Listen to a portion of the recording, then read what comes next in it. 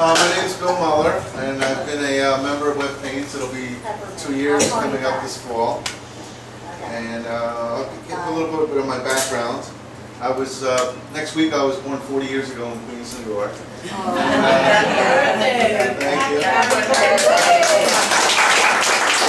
How old are you? I'm going to be 40. You'll be 40? Yeah. Wow. I look older, yeah. But when I was about a year old, my parents moved me from Queens out to Long Island. You know, something that I always resented as a child because I loved going to the city, but looking back on it, it was, you know, really good for us because, you know, we ended up going to better schools and, you know, having a backyard and things that, you know, my friends in the city didn't have. But I was always very creative as a child, and both my parents, they were teachers, and they instilled a strong work ethic in me. So from an early age, you know, I was reading and writing, you know, before I was supposed to in kindergarten. So by the time I got to first grade, there's no more blocks and we have homework, I'm bored. I'd finish my tests early, and then I always had to like draw in all the margins of the paper. So I started drawing on this side, that side, the back. It got to the point where I didn't check my answers, I just wanted to draw. So I would finish my tests as early as possible and then just never check the answers and draw, and I'd end up with a lot of 97s instead of 100s and things like that. Until they caught up to me, and then I was a ceased I always liked to make mazes. I would sit in class and instead of listening to the teacher, I would draw mazes, and one of the teachers let me use the old photocopier where you had the purple color, you know, thing. And they you know, Xerox the whole thing and pass it out to the rest of the students in the class. And then they would finish the mazes and they say, that was too easy. And, no, that was what I did. And in high school I had an underground comic book that I drew for my friends. And, you know, it was kind of a little, you know, silly, but, you know, it was fun. As far as my family goes, I have my Aunt Carolyn was into photography, and she would always let us color her black and white photos and, you know, play around with things. And she was very supportive of us with her drawing and everything. And my mother's father was a draftsman, so he kind of like would bring us the extra draft paper, and we would sit around and sketch on that. My mother's grandfather, I think, was a glass cutter, is that right? And he made these beautiful Waterford crystal-like bowls and everything. And unfortunately for him, it came at a time when it wasn't in style, so he wasn't able to, you know, make a lot of money doing it. But she still has some stuff, and it's really beautiful. You know, look at your finger and it shines. Yeah. And, that's crystal. yes. And my mother's mother was into sewing. She beautiful quilts, and, you know, just little scraps of different patterns and big, huge circular things, works of art in themselves. And when, you know, when I was going to school, she would have me, you know, draw. They had like a little love and marriage thing on the door. So I traced that for her so she could cut it out as a pattern, and she made a quilt out of that. And my father's mother was really into the city. She didn't have a car, and she never drove, but she would take the subways everywhere. And she would take me and my cousins for a week at a time in the summer, and we would, you know, go all over the city with her. We'd go to the museums and ball games, Coney Island, anywhere and everywhere. And she really helped inspire me to learn about different cultures and different things. She would always take me to the art museums and Museum of Natural History, and so I had a lot of fun with that as a child. She'd give us crayons, we could draw all we wanted. And my father's father was one of those guys that could fix anything. He had many jobs. He worked as a shoemaker, he worked for Rheingold, and he could find something that somebody discarded, a vacuum cleaner, a television, a radio, take it apart, fix it, put it back together, and that's an art too. Yeah. So he was amazing. My cousins and I used to love going down to his basement because he had everything there. He had like 100 pairs of the old scissors and thousands of keys and nuts and bolts, and he knew where everything was. And it was amazing, you know. So, you know, I kind of like looked at that as an art too, the things he was able to do. So that was where my creativity came from. And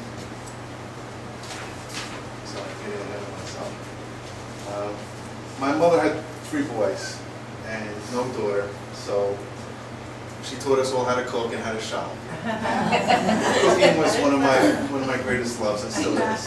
And I always felt I could express myself creatively that way too. So we moved to Baldwin Harbor when I was about 14, and my father was one of the original Cablevision customers, and they wanted, I don't know what it was, to rehook up cable, and he was stubborn and said, no, I'm not paying to rehook it up. I've been a customer this whole time, we want it for free. So we had no cable for about 5 years while I was in high school. So all of my friends were watching MTV and everything like that. We were watching PBS, but it was great because my 3 great loves, architecture, painting, and food, was from Bob Ross and the Frugal Gourmet and This Old House, which I love. So when I was in high school, I didn't take any art. I was sure I was going to be an architect. And I took drafting, I took isometric drawing, all of that. I went to New York Institute of Technology for college, figuring I'm going to become an architect. It was right at the beginning of the CAD drawing. So it would have been a great time to get in. And my first semester I got there and I hated it. It was completely different than what I thought it was going to be. I wanted to design houses and they were designing bridges. I wanted to work on this and they were doing that. And it just, I really felt lost. And this was scary because this was 22 years ago. And it seems like a recent amount of time, but it was really a lifetime ago for me. And back then, you had to know what you wanted to be when you were a freshman in college. If you didn't, you were lost. Now you can take your time and change careers. So I had no idea what to do. I had a scholarship to maintain. So I figured, let me take all my science and philosophy and math. I'm going to have to take that anyway, get that out of the way. And I have a couple of electives. I need to keep my GPA up. I love to draw. They have naked women. Well, I didn't realize that half the models were more than half ended up being men. But, anyway, I took 2 art classes in my spring semester of my freshman year, and I fell in love with it, head over heels. There were students in the class who had taken nothing but art, both through high school and in their earlier years, and they were so supportive of me. And even though it was just basically beginning, it was like a freshness that I had that they were seeing through my eyes. The teacher would ask us to draw something using some material that you wouldn't consider a piece of art, and I would take my mother's lipstick, or I would take an eyeliner or something. I would do little sketches, and the teacher and everybody else would flip over it, and I was very humble. I was like, well, I just take a lipstick. But by the time a year and a half went into that, I felt like I was just as good as my peers in the classes, and it really helped my self-esteem a lot.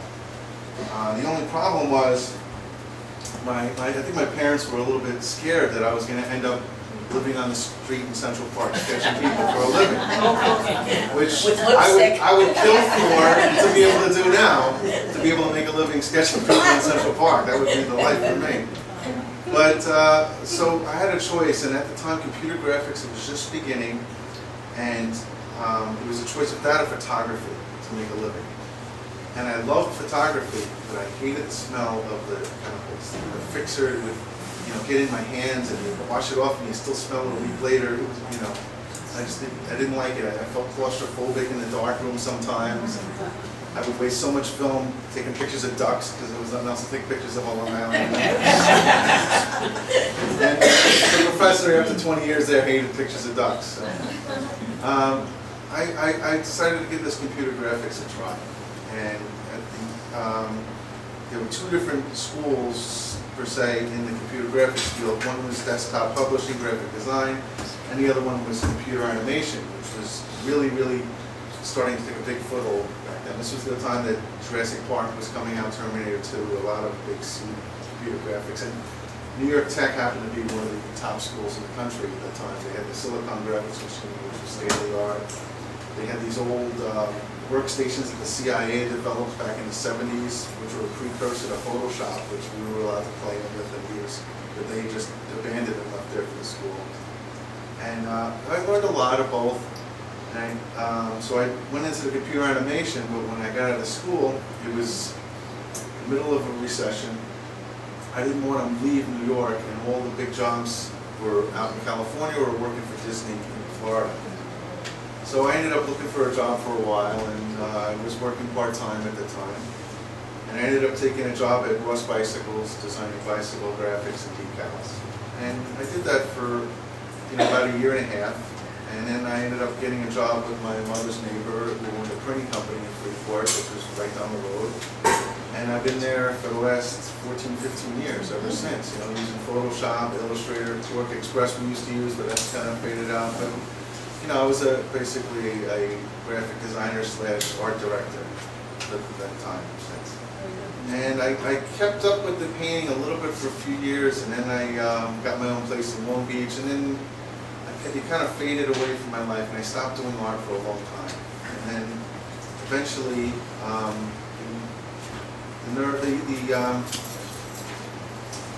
the bug bit me again, and I decided to get back into art. But anyway, my favorite artists at the time when I was younger were Bob Ross and Salvador Dali, and then later on I started to get into Van Gogh and Picasso. And I joined Wet Paints about 2 years ago. We went to a Sayville Summerfest 3 years ago. We saw some of the artwork there. I was really amazed at some of the work. And the next year we went again, and I met a woman. At the time, we were spending a lot of time going to Central Park on the weekends. And I saw a painting of Central Park that I really loved. So I bought a print of it, and I was talking to the woman's husband. And she had been laid off from her job, and she lost her self-esteem and started painting, and he told her to, go with it, take it up. So she ended up doing really well with it and started to make almost a living out of it. And this kind of like, put a little inspiration in me to get back into painting. And I met Mario Politi there, who was there selling his, little Yankee rocks. He saw I was interested, and he was offering to let me know he does classes. So he said, look him up online. So I looked him up online, and I found a demo that he did on YouTube for Wet Paints. And I said, wow, this club looks like exactly what I'm looking for. And it was and more. A couple of weeks later, this happened in August, so I emailed the club and I didn't hear a response because, that's the month that we're off. And there was a walking art store down here in Sayville where all the different shops had a different artist. And I think Barbara was there, and she was there, and Alma was there. And, I talked to a bunch of you and asked you about the club. And, this is only 2 years ago. It seems like...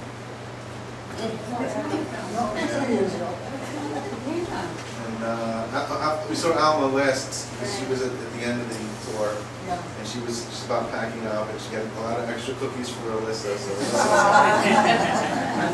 So you had to follow it. But so I ended up coming to the next meeting, and I joined, and I've been loving it ever since. Now the first meeting I went to, I found out about a show that was going to be at the Shrine of Our Lady on the island. And I decided to try to enter it. We were looking for something spiritual. And so I had been using only acrylics up until then. And I grabbed my old acrylics out of the garage, which I hadn't used in 5 years, and they all dried out. So I had to buy some cheap ones and, some canvases. And I figured if I did the wraparound canvas, I don't have to frame it. So I'm in my back patio one day, and I had like 10 minutes to myself, and I decided to start painting a background, and I'm just blending around different colors, and closing my eyes and listening to nature. I'm taking a rag, and I'm removing paint, adding paint. I'm wondering what I'm going to paint that's going to be spiritual. And then I looked down, and I saw a face. And that became this over here. And I saw the face, and I'm like, spiritual, there it is, the Shroud of Turin, and I took some ink, and I painted in the horns and the hair, and I took an oil pastel and brought in these rays of light, which are kind of like dulled out since then. But I finished that, and I was very, very happy with that. And I entered into the show, and I couldn't make it to the show. I had to go to Boston for a week for work, and I ended up staying over the weekend to catch a ball game with my cousin because we had gotten rained out. The Yankees were in town, so it ended up being a really nice weekend. And my mother and my wife went to the show, and they saw our first place ribbon there. So I titled the painting Resurrection, and it was probably the first painting I'd really done seriously in about 5 years, maybe longer. And I felt like this was like the resurrection of my career. Very happy. When I met my wonderful wife Maria, we met on CatholicSingles.com, and we had our first date in the city, and it was like the most magical night of my entire life. We met in Penn Station, and we were going to meet at Charlie O's, where everybody used to meet back then, because it was the one place people were allowed to smoke in Penn Station. I hadn't been to the city in about a year or two. I get there, and I see TGI Fridays. There's Charlie O's, isn't it? So she was going through the same thing, and you know, eventually I saw her sneaking up to me. She saw me, and we recognized each other, and we went on our date. We took the train down to Little Italy, and I planned out the whole thing with maps, every subway I could take. So she was really impressed. We had a nice dinner. We were walking along Little Italy, and they have the church over there with all the little statues that were for sale. And everything was beautiful porcelain statues, and one statue was just metal. It was a Virgin Mary and a baby Jesus. And I saw this statue, and it was so beautiful. I said to Maria, I said, I want to buy that. I wonder how much it costs. She picked it up to look at the price, and on the bottom it said made in the Philippines. My wife was from the Philippines, so we're like, this is Godspeed. She says it's a sign. I have to buy it for you. So she bought the statue for me. We still have it. But I got home from that date and painted the statue and gave it to her as a gift on her second date. So. Hold up. Hold it up here. Oh, beautiful. Very well done. Yeah. It's nice when they have a story. Got the date too. It's May 18th, 2004. Very good. Very nice. So this is probably the last thing I painted until that. You know, give or take. I think we did a collaboration once. I let her paint something, and then she did flowers. I painted the pot. If you're planning to exhibit your work, never put years on it. Okay. Erase them. Why is it? Because many times you don't have new work, and you have previous work, let's say 5 years before, and he doesn't have a year on it, you can place it, put it as a new one. This way it gives you an ease. If you're nervous or you don't have a creative span, then by all means that will give you That's a good idea. yeah. What about on the back? No, Like with even his in the provenance, not even on the back? I mean, he can keep in his book. Okay. Take a photograph of Take a it. photo, Right, put it in yeah. the book and say done, and all the story behind Maria's gift and all that. Yeah. Then, no, the children and you can have it, when you are writing your own biography, then you know what you have done. Jack had done like that, but of course make sure you don't have a flood. I had a flood for 23 inches of water, destroyed everything. Make sure though that you write it. If I make it correct, Yeah, Maria, they had a flood in the Philippines, a lot of floods, and they lost all their family photos. She got 2 photographs of herself under the age of 12. Bill, what is that back there? That's you. Oh, Yeah, we work in the Show us your work, while you're talking. yeah, okay. I ended up talking too much, so I'll just switch. No, you want to work. It's your show. It's your night. Talk about your work, because each one has a meaning. This one I did, I won't tell you either. This one was in '94 while I was still in college. I graduated in '95 with a Bachelor of Fine Arts. I graduated cum laude with 165 credits. Because I had changed majors, I was a little bit behind on the art histories and I had to catch up. So I took an extra year to do that, and I took as many electives as I could. I was taking television classes because I was going into 3D animation, and we had to take one as a required course. I I ran into my old friends from architecture and loved that. And I ended up almost minoring in film. I took like 3 TV classes, a couple of script writing classes, and film classes. I took an English class my last year in school, and the professor asked me and 2 other students out of a class of 60 to come to the meter at the after class, after the midterm. And I was worried that I'd done something wrong, and she said to us, have you any of you ever wondered about becoming an English major? I said, well, thanks for the compliment, but I just spent 5 years going for art. I think my father would kill me if I switched back. So I painted this in college, and this is acrylic, and it's called The Calm Before the Storm, and it's a picture of a samurai, and he's meditating,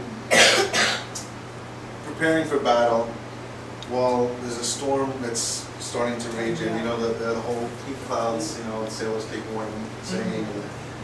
You know, when I painted this, I was having fun, and then I did the face, and it was like one of the first times I'd ever amazed myself at how well done and detailed it came out. So this was one of the paintings that I hang up often in the house. It's one of my favorites. Hold it up a little bit to the back. That's all acrylic. I've only painted maybe 1 or 2 oils in my entire life. Reason being, when I went to school, I went to New York Tech, I was living in Baldwin, and I was staying a night or 2 at my grandmother's in Mineola. You had to take everything home. And if you had an oil painting, you threw that in the car, and my trunk was always full of junk because I had stuff for sculpture class, making altered ready-mades and, you know, kinds of crazy stuff. So the acrylic worked better for me because it dried faster. Oil painting is something that I eventually want to get into, but right now I don't have the time and the space to devote to it. So even the acrylics I've kind of pushed aside for now because I found something else that I love more than the acrylics. So here's another one I did. This is what another acrylic. This I found an old canvas somebody threw out and painted over. That's why it's got a little tear over here. But you know, when you go into art school, it's instead of buying canvases, you go to a garage sale, or you know, people basically giving these things away. You just so right over it. I remember during my aesthetics class, someone was telling us a story about a painter who painted really beautiful. He didn't really paint beautiful paintings. He wasn't that good at all. They considered him primitive at the time. But he made great canvases. He stretched his own canvases, and all the other artists, you know, would go and I think Rembrandt is the one who found it. He would see these beautiful canvases and buy them because he didn't have to make his own and just gesso over it and paint over it. And one of the times he bought one, the oil was still wet on it. And then he met the artist, and I forgot who the artist's name was, but I'll have to look it up one day. I must have been Jordan Mays that day during the class. What did you want to say about this painting? Well, this one I started with a sketch. You know, it's kind of based on an M.C. Escher painting of him holding a globe up, and you can see his hand through it. So I kind of like sketched the hand like that, but I had the finger going out this way. And then I worked in a sketchbook a lot when I was younger. And I would take my sketches and turn them into paintings, and then I basically made it a severed arm. And this over here is a Japanese, it means the word life.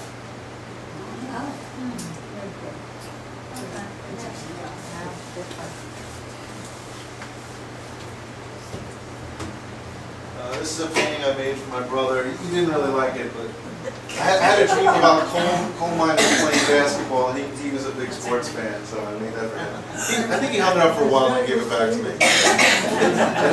I love the shadow on it and the motion and the, you know. And then both of these, that's when I started using ink mixed with the acrylic paint. Just, you know, instead of watering it down with water, I felt like the ink was a little more dynamic, and I got nice lines with it. And I had a lot of extra ink from being in architecture we could lay around. It wasn't using. This one here is, it's kind of like two different views in one. It's an eye. Yeah, it's an eye. I used the black light paint, So if you light this up with a black light, all you see is the eye. Really? Yes. And in natural light, it's I used to like cut a little notch in my eyebrow, and so it's a face, you know, the Yeah. eye, and then there's a cave. Everybody sees, yeah. Somebody sitting in a cave with a sword over here. And, Somebody's blood. yeah, you might have to get ready for some more blood. There will be blood. Remember that movie? You watched the whole thing and there wasn't any blood. When I did the spiritual painting, I did 2 of them. I wasn't sure which one I was going to put in the show. And I used oil pastels for this. And I drew it out. I liked it. I didn't like it. I liked that one better. And I brought it in for a critique one night because I didn't have anything else recent to show. And everybody here flipped over it. They loved it. Oh, it's so deep. And I mean, I've learned to really love it now too. And I think, you know, people were saying it, you know, it's a Madonna and child, but it's got a different view. Like she's scared and, you know, there's some like kind of Did you know that there's a picture left? over here. No. Yes, that was going to be Joseph, and I didn't like the way he was coming out, so I kind of like it But mixed you over. left the Shadows. That's very well done, because you didn't take away from the Madonna. Yeah.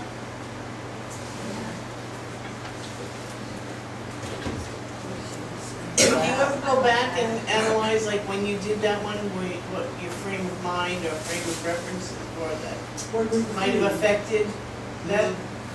The frame of reference on that one was I want to get something done for the show. My acrylic paints were all dried up, and I had like you know, an AC Moore set of primary colors, and they weren't blending well, and I was going to end up with something like Why that. so dark? That's what I'm saying. I've always worked dark. I love black. I've heard artists say they don't like to use the color black at all. To me, you know, this is my favorite thing to do now. I use this little koi box. I can take it around with me anywhere. It's watercolors. You get the pen, you fill it full of water, and you go ahead and paint. But I don't know if you can see here, black is the one color that's almost gone in my set. I love dark. I love contrast. I've never had a problem using it. I know a lot of artists when I was in school, and they always paint little dainty strokes, and we were afraid of getting it too dark, and I was the opposite. I was like, get that color on, you know? And I guess it's also, you know, the ink I would use with the, Bob Ross said, happy accidents, and I spilled a bottle of ink on it. You know, I was using this as a, my father took the paneling down the house and put up nice wallpaper in every room, except for mine, because my room was my art studio. I had the old rug, I had, you know, tear marks in it from my razor blades when I was cutting mats and cutting my fingers. You know, when I moved out, he made that room look beautiful. He really does good work. If you need any good handyman, here's my dad.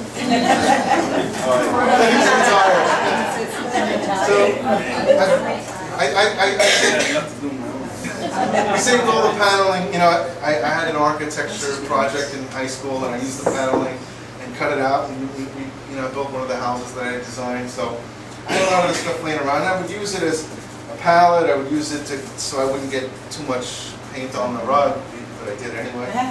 And one day I spilled the bottle of ink, and it made this big splash pattern. And then I came by with the, I already had like the sky background already, and then I put these, this is the fall of Atlantis. Wow. So it's, you know, the destruction of Atlantis sinking into the ocean, and all the despair, and, you know, there's a little bit of blood there, I'm sorry.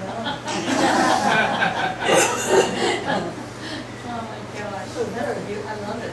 But when I was in college, I was, my favorite things to draw were half-naked women and skulls. I had a thing with death and sex, and, you know, it's all teenage angst that was coming out of me in my early 20s. Yeah, I was a little behind them. But anyway, here's the skulls again. This, we had to do with Greek tragedies, and this was Pandora's box, and also the Charon crossing the river Styx. That's Pandora opening the box to let all the evil into the world. Over the other house and over the logs. I think I had a bottle of red ink that I used next to the white gesso for the river. Did you say green clouds? I said, yeah. We did a series on that scenario, so it's very interesting to see. I mean, you know, when you're looking for inspiration, you run out of things to do. You go to religion, you go to the mythology, there's countless things. And, you know, and you look at the old masters, it's been done so many times over and over. And they keep doing it, it's always going to be, it's like the Beatles music. They're always going to listen to the Beatles. 100,000 years from now, people are going to listen to the Beatles. And everybody else copies it. Here's one of my dragons I did. Wow. This was based on a story we get to read about a dragon, and I forgot the whole story, but he was basically in a cave with all this treasure, and he ended up, I think he ended up stepping on his front paw with his hind leg, and he didn't know what to do, and he got stuck. He couldn't move his front paw anymore, and his hind leg was on top of it, and he stayed there forever with his treasure, and that was the end of the story. Yes. Looks like some of you guys. These were all acrylic still. Oh, 9/11? Well, this would have been 9/11, but I think I did this in '93. Ahead of time. And at the time, the thing in the news was people burning the flag, which was a hot topic. So I was trying to show like the ominous, you know, with the vulture of, you know, the way the country got it, like the way it was headed. And yeah, I basically turned the flag into a building that was on fire, saying that, you know, the country wasn't doing that well. Yeah, you know, 9/11 happened, and then I'm looking through paintings and I see this one, and I'm like, wow, that's a little eerie. I'm kind of glad there weren't two buildings, because then I really would have been.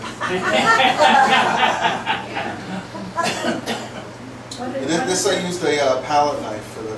what is that white figure? This here is a vulture in front of a full moon. It's the vulture. You're probably looking at the negative space. Yes. The white figure. But I had a lot of fun with this. If I ever get back to acrylics again, I'm going to start using that knife, because you can do a lot of things that you don't do normally. I like This one is called Back to the Cave. Yeah. And you know, I'm a Cold War kid, so you know, every time I heard an airplane when I was 7 years old, I would be afraid the Russians were coming to bomb us. But this is a bunch of people who are hiding inside of a cave while a nuclear holocaust is going on, and one of the people is painting what you see. So you see, like, you know, New York City with a big explosion going on, and over here I have little cave drawings. You know, the original cave drawings from 20,000 years ago. So it's basically showing, you know, the destruction of society and the dichotomy of. Yeah, I love the way this came out. So when I was in college, somebody offered me $500 for this, and I didn't want to sell it, because little did I know. But back then, I looked at paintings as my babies, and I didn't want to sell any of them.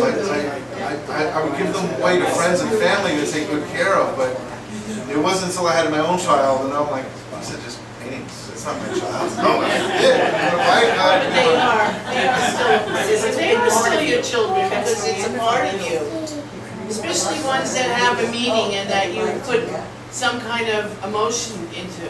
They really are. You can't deny that they're a part of you. You know, you might be able to rationalize selling it, you know, for beaucoup bucks, but it's still your children. You know, when it comes right down to, there's still some that I wouldn't sell of mine.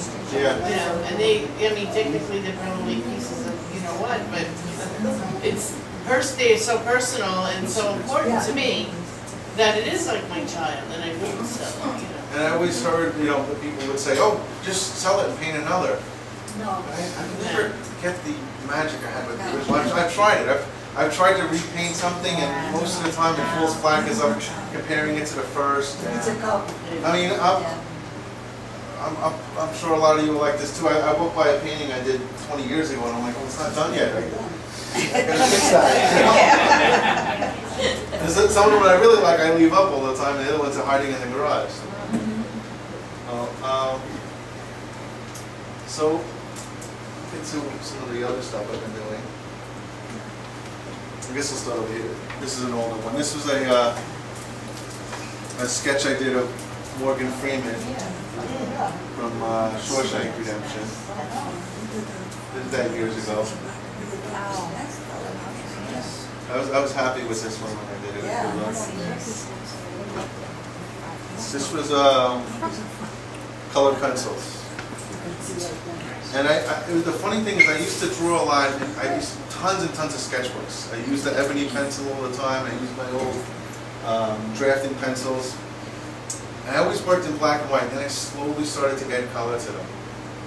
And then I was using watercolor pencils for about 2 or 3 years back in college. And then finally somebody told me that you could paint them. And I had no idea. So I would start using the watercolor pencils, and I would carry around Q-tips and just get a cup of water from the bar and paint with the Q-tips. And then eventually now I'm doing that.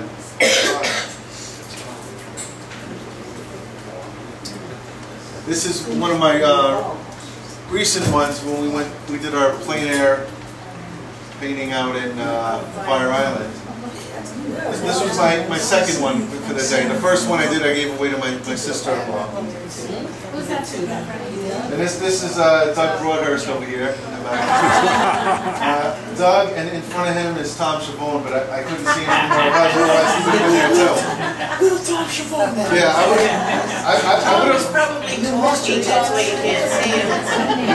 I would have taken a different angle and painted both of them, but there's a little tiny walkway. I didn't want to sit in the muck, But next time I'll paint a bunch of small ones and I'll get Tom. It was a good day. You did a nice job. And thanks to Tom, he let me borrow his spray bottle, because otherwise I never would have finished that sky.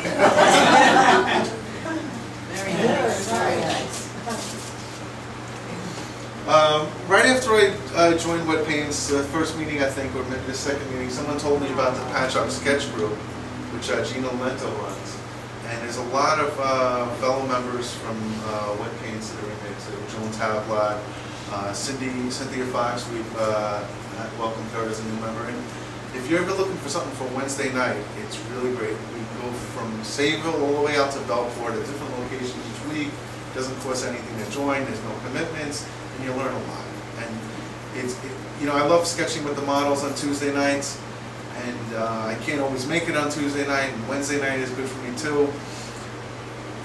You guys, I can't wait until I'm retired and I can join you guys for all the plein air paintings all day, but I have to work, and I'm traveling 2 hours every day back and forth to work, and so I have to do the weekends and the weeknights. And if you're like me and you're looking for something to do on a Wednesday night, just look up Patchwork Sketch Group on Google it. There's a blog that she puts up, and it's a lot of fun. But this I painted down here in Sayville about a year ago.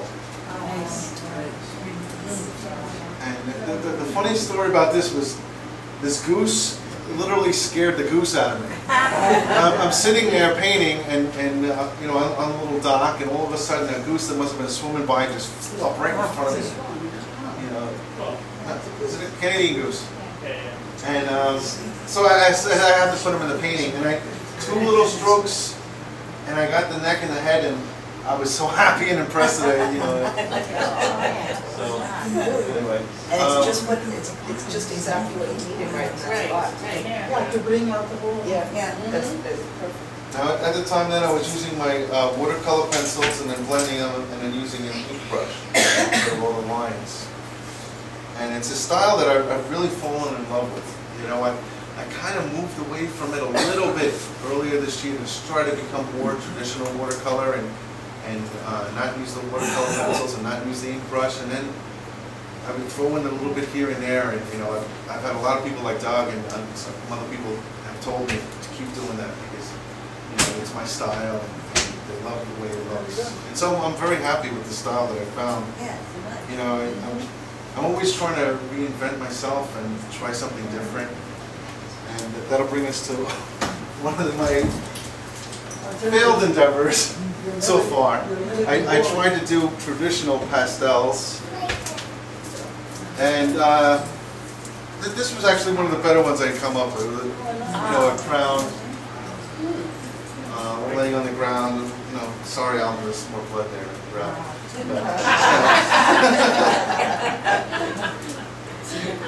I think one of my strengths has always been perspective. I think it has a lot to do with my drafting background. But this was actually one of the pastels that I liked because I wasn't choking on dust the entire time, making a mess. But you know, and Gina was very supportive of me, pushing me to that, and Christine DeMoro. So one day I'm going to take up you guys on that and start taking lessons with you guys and learning that craft because it's a lot of fun. And I just, for some reason, I thought I would start doing that and I would be as good as this as I was on other mediums. And it was a rude awakening. You know, I thought this was going to come out looking like an illustration, and to me it looks, you know, like I did it when I was 5. But anyway, that's one of my few pastels that I show people. Here's a little sketch I did. I love that. It's a little playground up in Port Jefferson. Yeah, Alyssa loves that.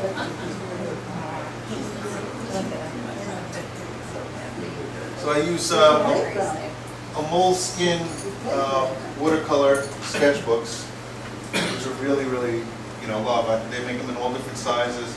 They got a pocket in the back. They've been around for centuries. A lot of famous artists use these since many years ago. So I painted that on in there and, you know, cut it out. I wasted a piece of pastel paper, really wasted it, mounting this. I went through all the trouble with a razor blade of cutting the paper out instead of cutting it and putting it on top. So it's actually a window. You live and you learn, right? Here's another one we did with the Patchogue Sketch Group. This is the Patchogue Theater. Oh, wow. And this one I started with the watercolor pencils and the ink brush later on. And I like the way I did the detail of the words. I did the negative space. I basically just painted all of that in orange and then painted it later with the black ink. Did the negative space for the letter. See your drafting skills.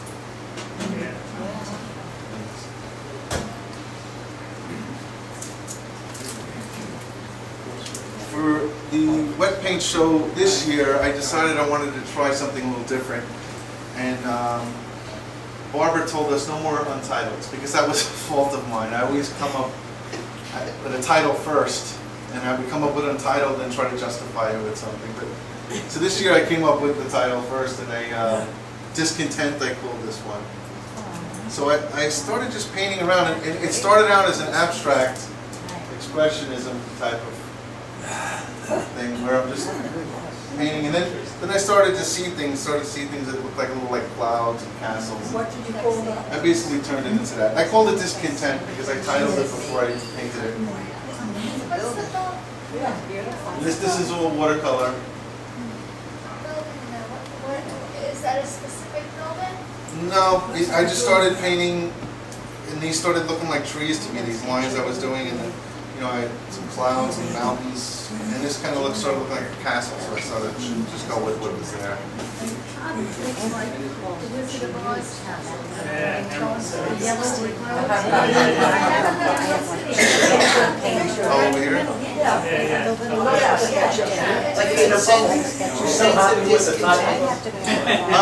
I'm content with the title. Now, did you find that challenging or annoying to have the title first? A little of both. I like the title name, you know. I think it was from Shakespeare. Now is the hour of discontent. So it just happened to be a word that was ringing in my head at the time. And, I have trouble titling paintings after I do them because then I change my mind. I change the title a lot of times. That's why often with these I have to look on the back of the painting to see what I titled it. But yeah, it is frustrating to do that. I did this one recently too. This is another abstract painting. This one I did after that, and I tried to really just not let anything visually affect what I was painting. I just started to go with it. I use the Arches watercolor painter paper with which Fred Gray is always using. It's really a lot of fun. This one I did first, and I didn't heed his warning about the sizing. So when I painted it, it all started to buckle and ripple. So on this one, I took the paper beforehand and watered it down in the shower and let it drip dry. So this way, when I painted it, got it wet again, it wouldn't warp. And I used pieces of tape to mask out the sides. I like the way that one came out. What were you thinking when you painted that? I was thinking, I have to get this done. I called that one Midnight, and I entered that into the South Bay show about a month ago. And what happened with the South Bay show is I had two pieces, and we had to put the sizes down first. So I knew I was going to put in a Brooklyn Promenade. And the other one I called Midnight, and I didn't know what I was going to do yet. I wanted to do something abstract. When the deadline approached, I said, you know what, I'm just going to throw this in and call it Midnight.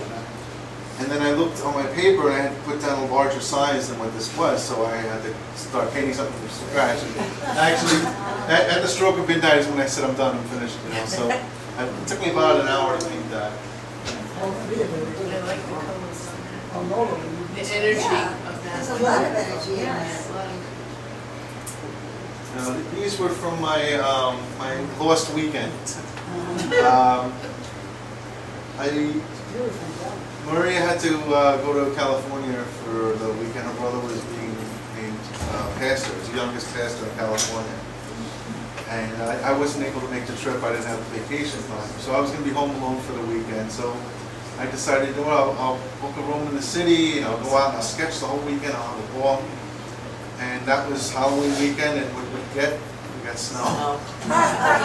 So I got some good work done on that Friday night. Saturday was raining and pouring, and I couldn't use my large books. I was cut down to a little small one of these the whole time because I didn't want to get the larger one wet. But early Sunday morning when I got back to my car, I parked in Brooklyn by the promenade, so I went down there and I did a quick sketch. And then I went down around the curve and at this angle, which I liked even better, so I sketched that. I took a lot of photos, a lot of detail in the lamp and the perspectives and the buildings. And then later on that day, I drove out to my parents' house, and my father and I watched the Giants game, and I sat there and painted it. So he had a first-hand look of this as it was being worked on. And I started with the watercolor pencils. I blend them with the paintbrush, and then I go back with some more layers of watercolor pencils, and then I hit it up with the ink brush for all the lines. And then this one I just got a third place award in the Baca show, so I was very happy with that. And this one I did that same weekend before the snow hit, midnight. That's why I was going to call it midnight. This was midnight at the Halloween Eve. I sat down on Canal Street on the sidewalk and drew the entrance to the Manhattan Bridge. And You sat on the sidewalk? I sat on the sidewalk. People walked by and they were looking at it. No, they didn't come by. I had all the the teenagers in their costumes walking across the bridge. Going to all the clubs and. Yeah. It's a nice walk too. We've walked the Brooklyn Bridge a couple times. It's one of my favorite spots. As you can see, I really love this area. Dumbo, Little League on one side of the Manhattan Bridge and Chinatown right there, and then you get down to the Brooklyn Promenade on the other side. There's a million places. But the Manhattan Bridge is actually a better walk because first of all, it's higher, so you get a good exercise on it. And the bicycles are supposed to stay on the north side of the bridge.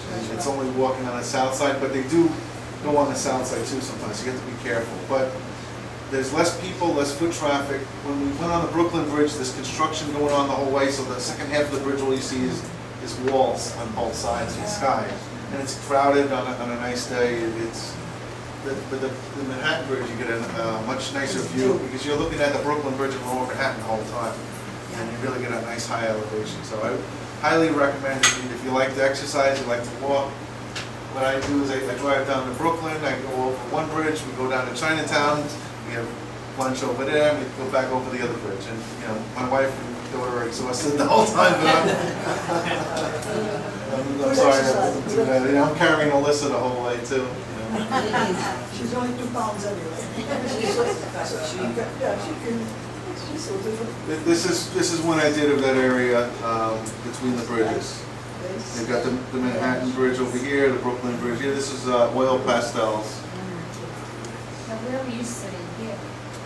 There's a little, like a park in between the two bridges. And what I did is I photographed it first. I didn't draw it there. And I took about 10 photos to get a panoramic view of the entire landscape. And then I took the photos and put them into Photoshop, and I blended them together into one image and adjusted it so it wasn't warped and distorted too much. And then printed it out on paper and then used that as a guide for where I was going to draw. Yeah. And I used a piece of foam core for the matting. When I did this, I was very happy with it. Then I did these a year later, and now I look back at this and I'm like, oh, that's so much better than this. So I'm happy I'm progressing. I showed this to my wife about a year ago, and she loved it. I showed it to her again this year. She says, I don't like it. At least she's honest with me. That's what she said.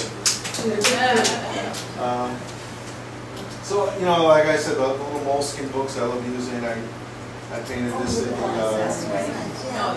Christmas tree down in Manhattan. Both pages. You know, went to both pages. I never would have thought sketch both pages. Yes. Yeah, you know what? I usually don't use both pages either. I usually, I'm Yeah, that's how pretty much one-sided. You know, my daughter takes over some of the pages.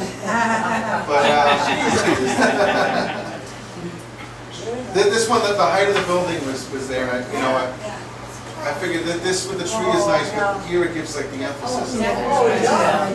Really good job. The whole Rockefeller Center. I had a lot of fun doing that. I like painting in the city because I like the reactions of people walking by. It's a lot of fun. Negative and positive. Yes. Here's when I kind of like did a mixed media of the Brooklyn Promenade area.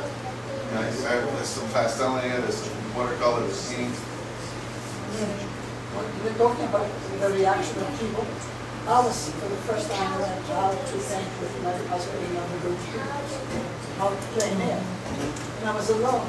They were here in the music system. And young message me, get a job. I was very bad at doing playing air, and I knew it. I was trying so hard to do it. And I heard him say that I give up. Get a job. 20 years is get a job.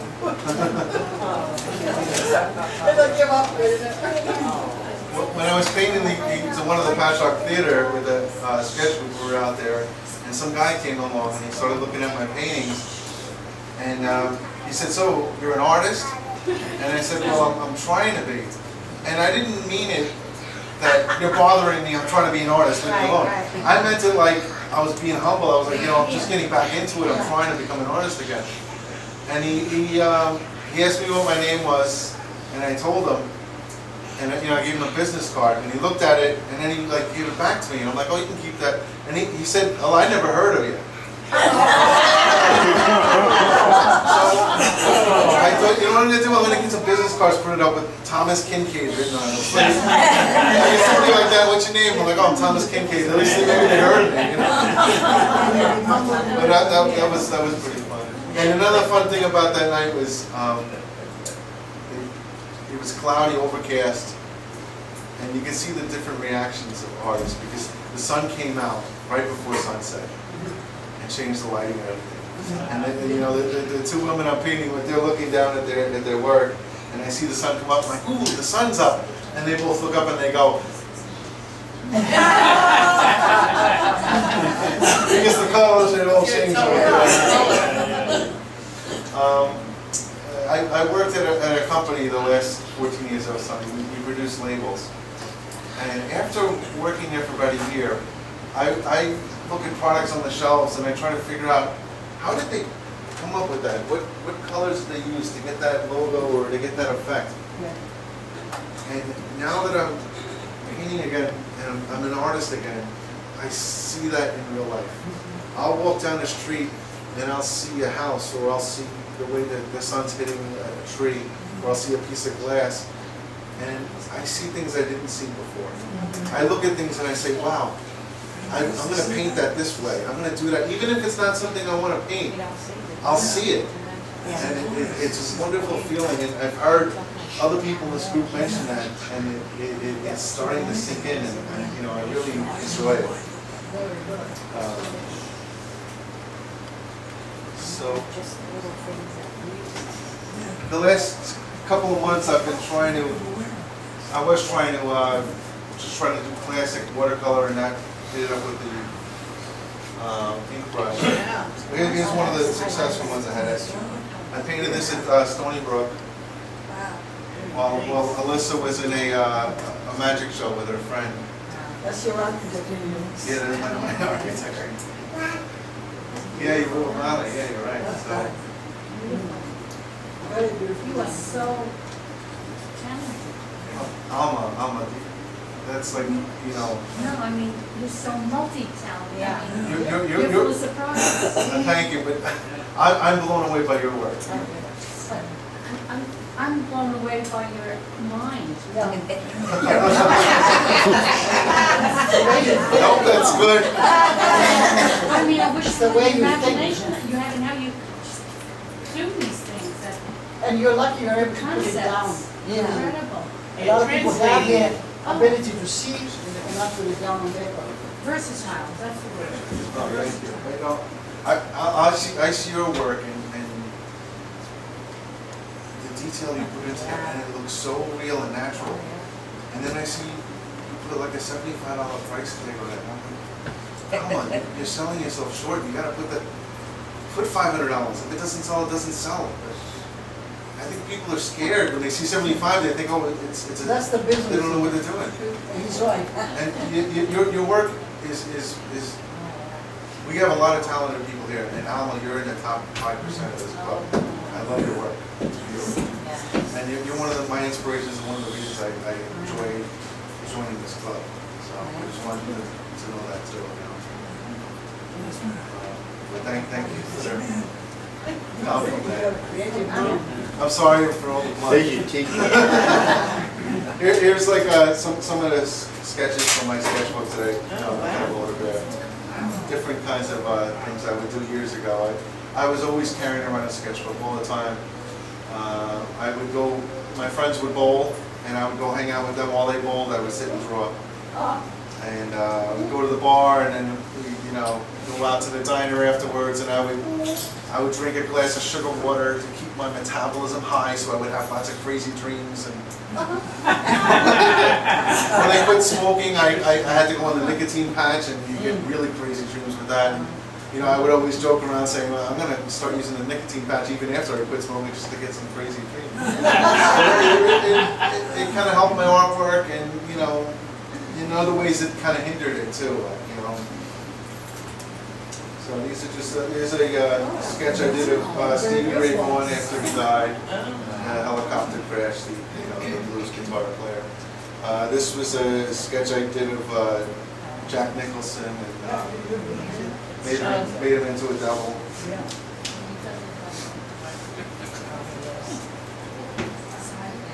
Here's just like I did a lot of these, drawing different figures and combining different poses. And, I designed a lot of tattoos for friends of mine.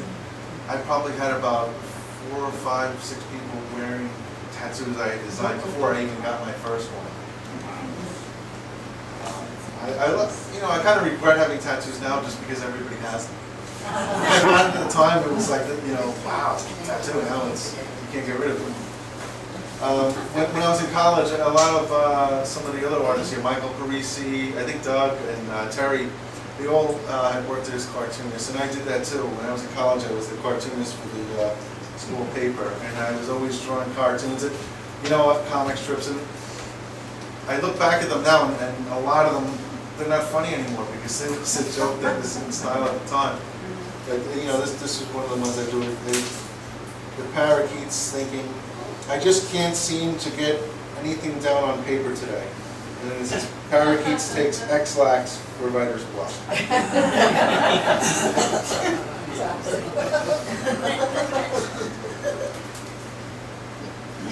Here's some other sketches that I turned into paintings as well eventually.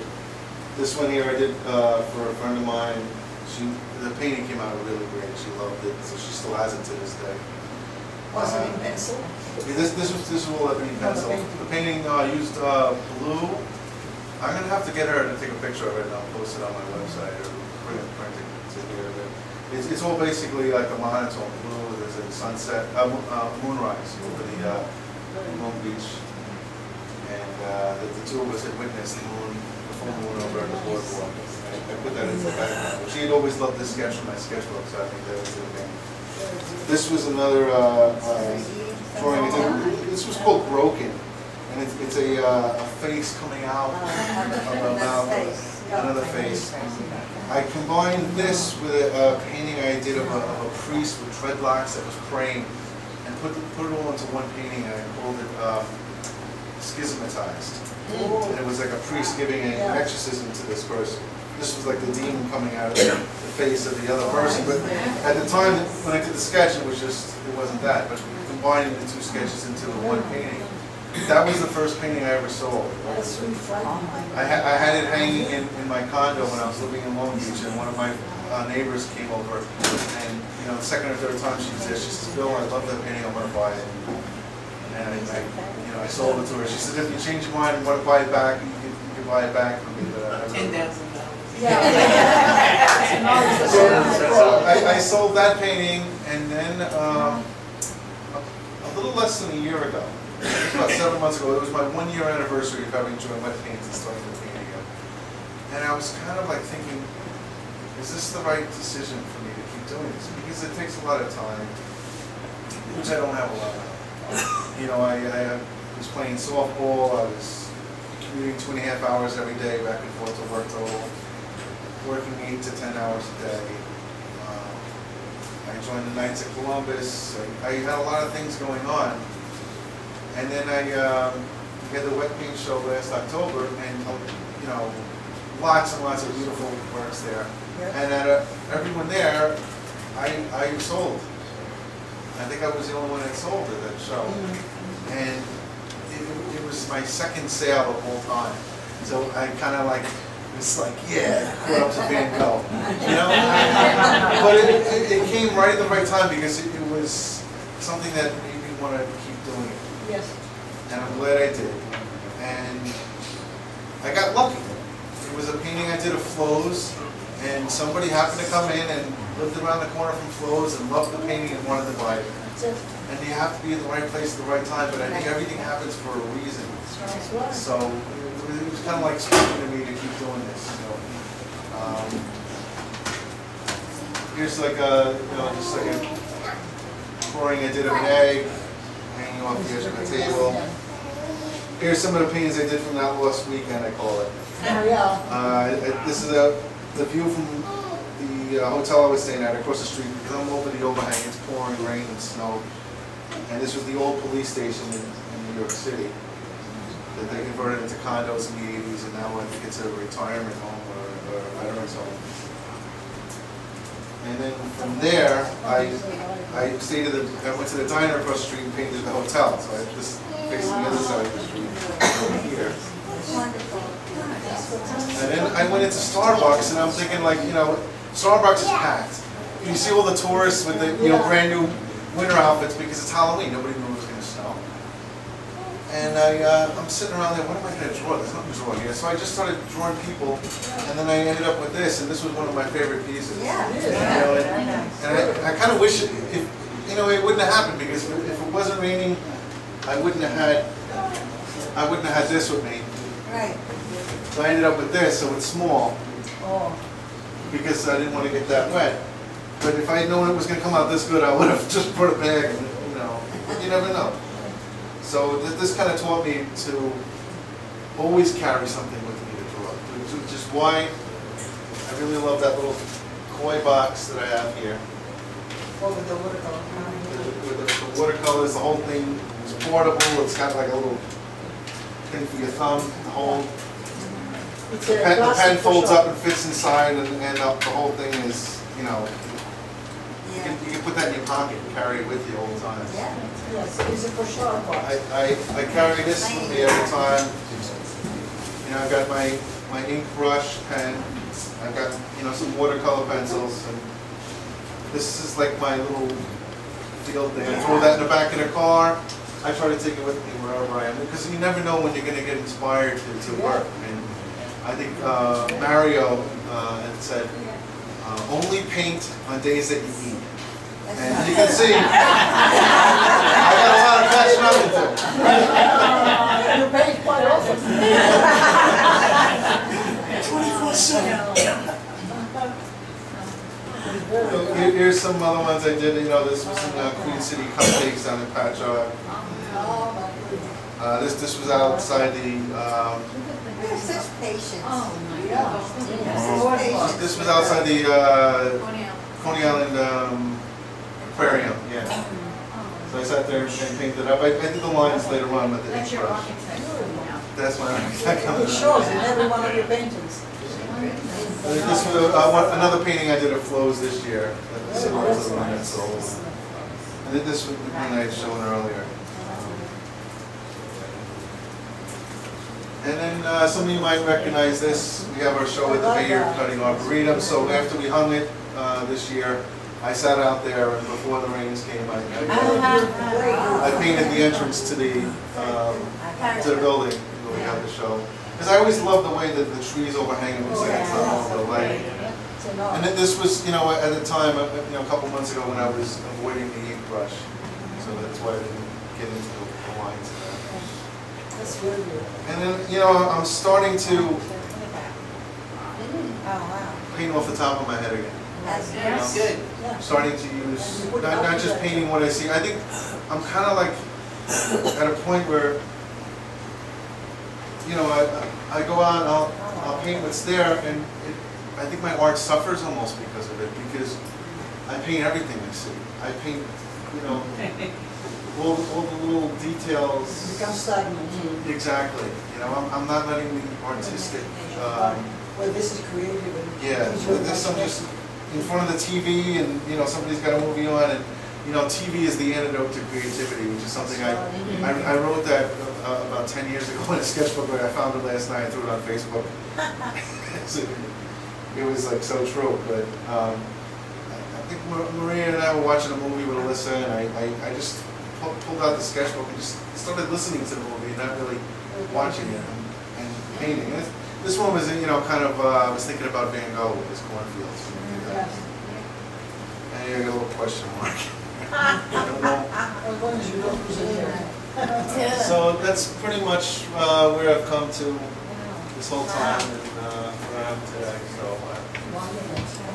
Life is sticking with it. and joining wet paints is one of the best decisions I've ever made in my life. And you guys are like an extra family to me. I love you all so much.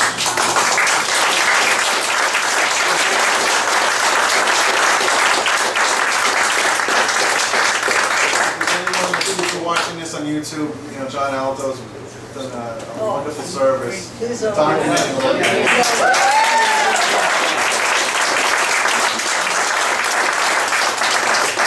But I hope the inspiration I got seeing Mario do a demo on YouTube at Wet Paints inspires somebody else to see me and say, you know what, he can do it, I can do it too, he stinks. You know, I hope more people join any kind of art group and get back to the creativity. Because I believe it's something within all of us. It's a gift from God or whatever you want to believe in, a creator. It's a gift, and to not use it is a tragedy. So, all right, thank you.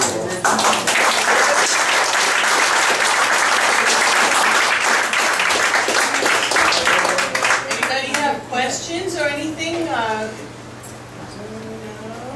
What are you planning to continue? What direction? The direction I'm doing now is I'm going to keep doing the watercolors. I love the black line, the cartoony look. You know what?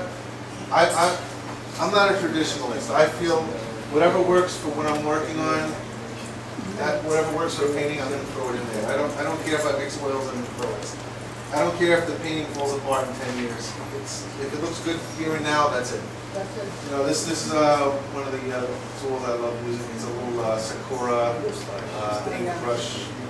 With the cartridge in there, it's like a paintbrush and a pen all in one. You get some really great clients with that. You know, eventually, when I get to the point where I don't have to work anymore, when I'm 90 years old, and because at this point it's how long I don't have to work. I think. I can't wait to the day that I'm able to devote the time and the space and the energy to oil painting. When you're creating, I'm talking the style, materials, your creativity, what direction is going to go. I'm not sure. I kind of like to let it happen. I mean, I really, this stuff here I haven't done in 10, 20 years. It's creative. It's imagination. Now you're planning to go a direction. Yeah. It's still life, like you're doing the landscapes. I think a little of both. I like the landscapes. I like the plein Those air. are ordinary. You're not ordinary. Thanks. I like to be out there and work with other people with the plein air kind of environment, the sketch nights. And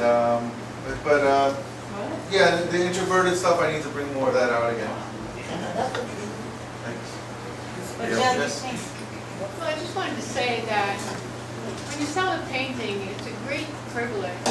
And for someone to love it so much, to want to quote their goals, it's a big joy, actually.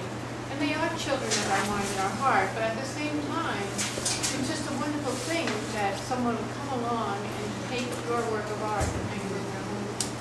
So it's really a marvelous interchange between artist and purchaser.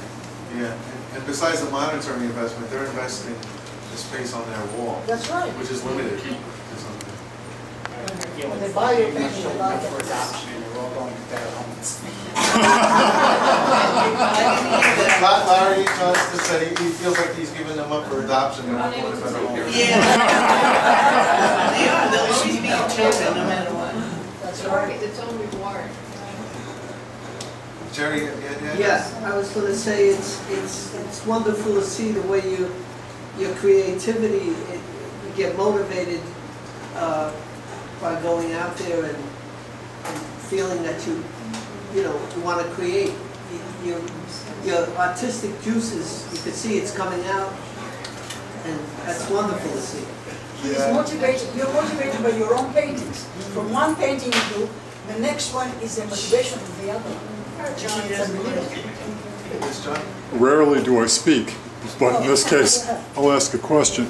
When I look at the ink drawing, I almost get a sense of like a graphic novel, Maz, one of those. Is that something that influences you, or? Yes, definitely. I loved comic books when I was a kid, and I didn't really like to read them. I just liked to look at all the pictures. And, all the drawings. And, when Dan Cook was telling us that he used to work for DC Comics, and Dan Cook was telling us he used to, dust off the mummies in the museum, and he painted the backgrounds in the Museum of Natural History. I'm like, wow, where was this guy when I was a kid? Forget Darryl Strawberry, I would have been going for his autograph. That's one of the great things about being in this club and meeting people from all walks of life, hearing different stories, how they came to where they are. And it's something that I felt like was missing in my life for a long time. It was just like when I was in college. You have everybody there, and you're not competing against each other, you're competing with each other, you're pushing each other forward, you're learning from each other, and you're moving art in a new direction where it wouldn't have been without the other person next to you. And each and every one of you has influenced me in many, many ways that you wouldn't even begin to know. I sit there and I take notes at every single one of the Know Your Artists, and I watch them again on YouTube. And I hear different things, and John and I were talking about it before. You watch something, and I felt this way about movies, which is a huge love of my life too. You watch a movie, and it's the same movie 10 years later, but the movie hasn't changed, you have. Because your perspective, your point of view, your place in life is different. And now you're seeing it through the eyes of someone else. Now someone told me once years ago that every single cell in our body is created and destroyed within a span of 3 years or 7 years, everything except for your brain cells. But basically, you're not the same person you were 3 years ago. All the cells in your body have been regenerated from things that you ate, and you know, so you gotta watch what you eat too. Meatballs and spaghetti.